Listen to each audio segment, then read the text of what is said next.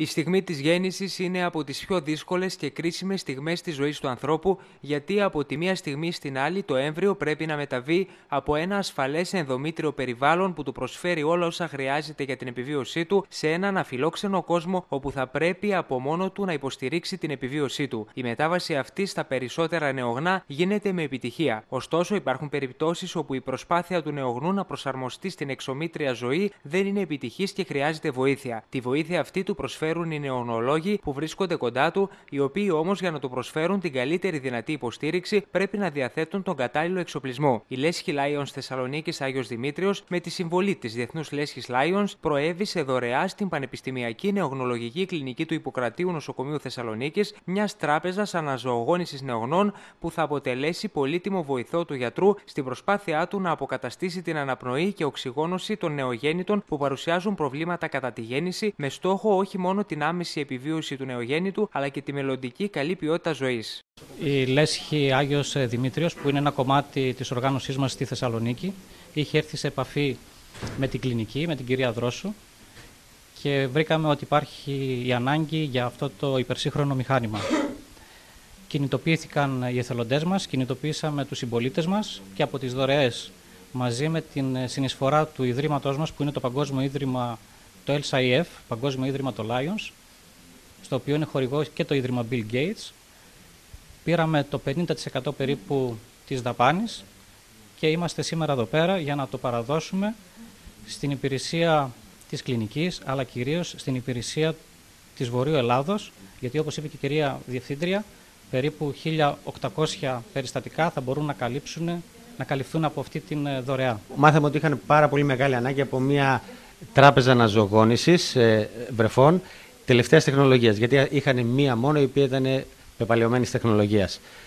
Οπότε ξεκινήσαμε προσπάθειες προκειμένου να ολοκληρώσουμε αυτή τη δραστηριότητα, να μαζέψουμε τα χρήματα, σε συνεργασία βέβαια και με τη Διεθνή Οργάνωση των Lions, η οποία μας βοήθησε με το μισό κονδύλιο της συνολικής τιμής του μηχανήματος.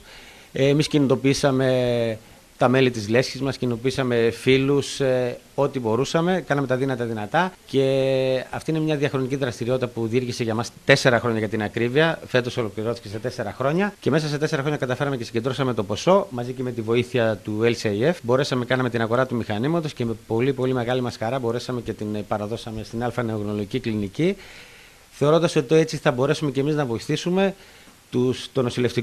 το ιατρικό και το νοσηλευτικό προσωπικό της κλινικής εδώ να μπορέσει να συνεχίσει αυτό το υπέροχο έργο που επιτελεί, το να σώζει πραγματικά ζωές, να σώζει βρέφη. Η δωρεά αυτή είναι πολύ σημαντική γιατί στηρίζει το νεογέννητο στην πιο σημαντική ίσως στιγμή της ζωής του, στη στιγμή που προσπαθεί να προσαρμοστεί από το περιβάλλον, το ασφαλές περιβάλλον της μήτρας όπου ζούσε επί 9 λιγότερους μήνες, στον δύσκολο κόσμο, έξω κόσμο που ζούμε όλοι.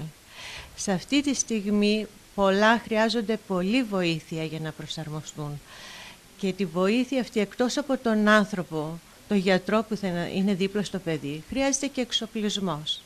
Η τράπεζα αυτή προσφέρει έχει όλα εκείνα τα χαρακτηριστικά που θα βοηθήσουν τον γιατρό να δώσει αναπνοή, να δώσει οξυγόνο στο νεογέννητο μωράκι, βοηθώντας έτσι όχι μόνο στο να ζήσει, αλλά προστατεύοντας και τον εγκέφαλό του, κάτι που επίσης απασχολεί πάρα πολύ πέρα από την επιβίωσή του. Η συγκεκριμένη τράπεζα αναζωογόνησης είναι τελευταίας τεχνολογίας και πληρεί όλες τις διεθνείς προδιαγραφές για την ασφαλή αναζωογόνηση και σταθεροποίηση των νεογνών αμέσως μετά τον τοκετό. Που μπορεί να δώσει αναπνοές, να δώσει οξυγόνο μετρημένο, να κάνει αναρρόφηση και άλλα χαρακτηριστικά δεν τα είχαμε, όπως έπρεπε να τα έχουμε.